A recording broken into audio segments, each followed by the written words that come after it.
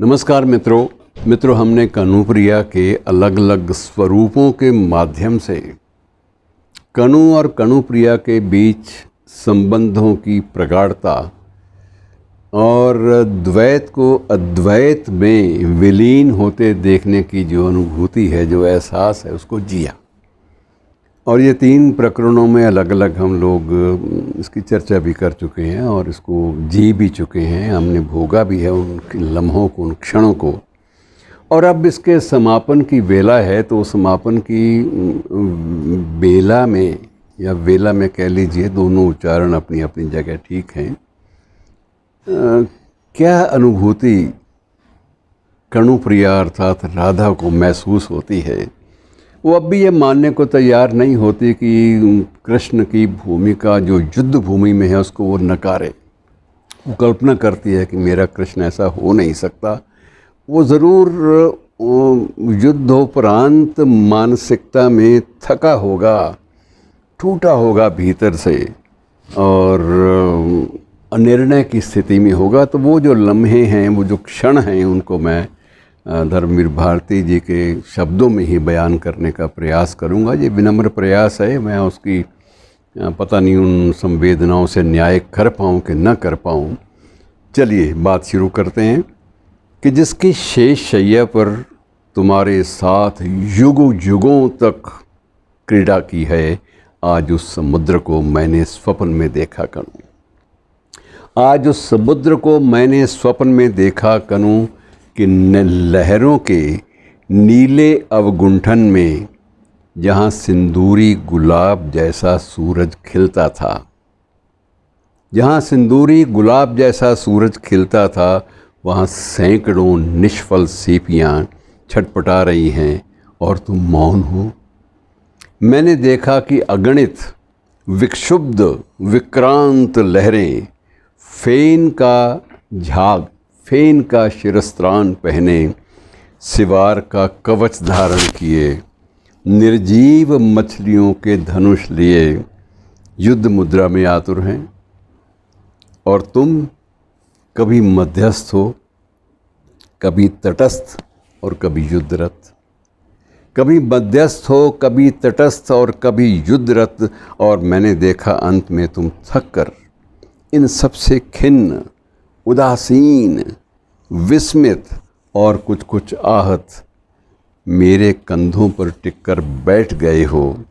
और तुम्हारी अनमनी भटकती उंगलियां तट की गीली बालू पर कभी कुछ लिख देती हैं, किसी उपलब्धि को अभिव्यक्त करने के अभिप्राय से नहीं, मात्र उंगलियों को ठंडे जल में डुबोने का सुख लेने के लिए, और वह भी क्षणिक सुख लेने के लिए।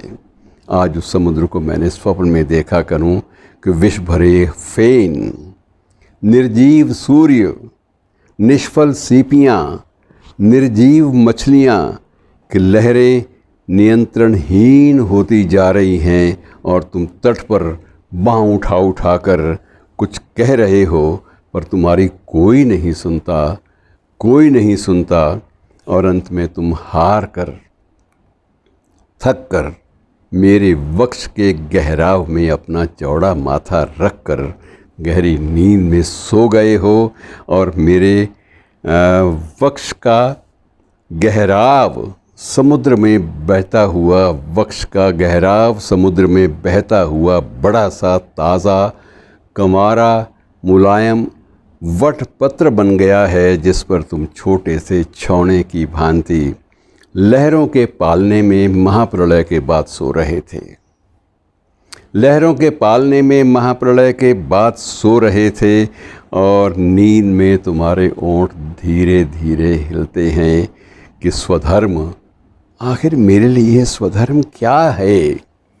और लहरें थपकी देकर तुम्हें सुलाती हैं कि सो जाओ योगीराज, कि सो जाओ योगीराज, सो जाओ, निद्रा समाधि है।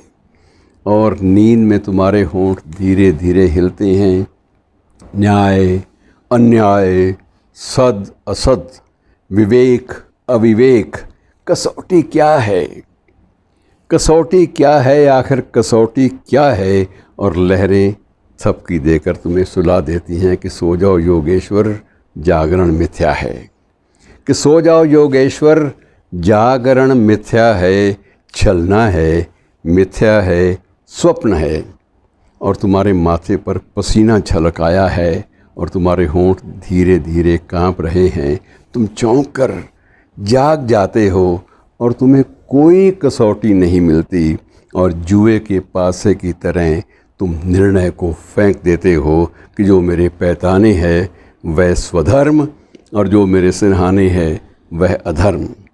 और ये सुनते ही लहरें घायल सांपों सी लहर लेने लगती हैं और प्रलय फिर शुरू हो जाती है और फिर तुम उदास होकर किनारे पर बैठ जाते हो और विषादपूर्ण दृष्टि से शून्य में देखते हुए कहते हो कि यदि उस दिन कहीं मेरे पैताने दुर्योधन होता तो, कि यदि उस दिन कहीं मेरे पैताने दुर्योधन होता तो, कि इस विराट समुद्र के किनारे ओ अर्जुन, मैं भी अबोध बालक हूँ, आज मैंने उस समुद्र को स्वप्न में देखा करूँ।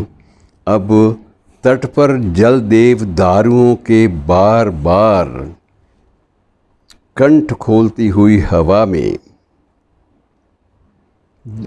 अब तट पर जल देवदारुओं में बार बार कंठ खोलती हुई हवा के गूंगे झकोरे बालू पर अपने पग चिन्ह बनाने के करुण प्रयास में बैसाखियों पर चलता हुआ इतिहास, बैसाखियों पर चलता हुआ इतिहास लहरों में तुम्हारे श्लोकों से अभिमंत्रित गांडीव गले हुए सिवार सा उतर आया है और अब तुम तटस्थ हो और उदास, कि समुद्र के किनारे नारियल के कुंज हैं और तुम एक बूढ़े पीपल के नीचे चुपचाप बैठे हो, मौन, परिशमित, विरक्त, और पहली बार जैसे तुम्हारी अक्षय तरुणाई पर थकान छा रही है और चारों ओर एक खिन्न दृष्टि से देखकर, एक गहरी सांस लेकर तुमने असफल इतिहास को जीर्ण वस्त्र की भांति त्याग दिया है, कि तुमने असफल इतिहास को जीर्ण वस्त्र की भांति त्याग दिया है और इस क्षण केवल अपने में डूबे हुए, दर्द में पके हुए तुम्हें बहुत दिनों बाद मेरी याद आई है और कांपती हुई दीप लौ जैसे पीपल के पत्ते एक एक कर बुझ गए, उतरता हुआ अंधियारा, समुद्र की लहरें, और अब तुम्हारी फैली हुई सांवरी शिथिल बाहें हैं और भटकती सीपियाँ तुम्हारे कांपते अधर, और अब इस क्षण केवल एक भरी हुई, पकी हुई गहरी पुकार हो तुम, सब कुछ त्याग कर मेरे लिए भटकती हुई। और मित्रों, इस तरह से युद्ध की भूमिका को जीना और उसको नकारना, ये शब्दों का, नितांत शब्दों का खेल नहीं है। इसके माध्यम से बड़ा एक विशाल पौराणिक संदर्भ डॉक्टर धर्मवीर भारती ने भी बयान किया और नाम इतिहास में दर्ज हुआ कर्णप्रिया का। और अंतिम जो इसकी पंक्तियां हैं वो यही हैं कि सुनो मेरे प्यार, सुनो मेरे प्यार, प्रगाढ़ केली क्षणों में अपनी अंतरंग सखी को तुमने बाहों में गूंथा, पर उसे इतिहास में गूंथने से चूक क्यों गए मेरे प्रभु? पर उसे इतिहास में गूंथने में चूक क्यों गए प्रभु, कि बिना कोई भी अर्थ कैसे निकल पाता तुम्हारे इतिहास का, बिना मेरे कोई भी अर्थ कैसे निकल पाता तुम्हारे इतिहास का, कि शब्द शब्द शब्द राधा के बिना सब रक्त के प्यासे अर्थहीन शब्द, कि राधा के बिना सब रक्त के प्यासे अर्थहीन शब्द, कि सुनो मेरे प्यार, तुम्हें मेरी ज़रूरत थी ना, लो मैं अब लौट कर आ गई हूँ, ताकि ये न कहे कोई कि तुम्हारी अंतरंग केली सखी केवल तुम्हारे सांवरे तन के नशीले संगीत की लय बनकर रह गई। मैं आ गई हूँ प्रिय। मेरी वेणी में अग्नि पुष्प गूंथने वाली तुम्हारी उंगलियाँ अब इतिहास में अर्थ क्यों नहीं गूंथती? तुमने मुझे पुकारा था ना, मैं पगडंडी के कठिनतम मोड़ पर तुम्हारी प्रतीक्षा में अडिग खड़ी हूँ कनू, अडिग खड़ी हूँ।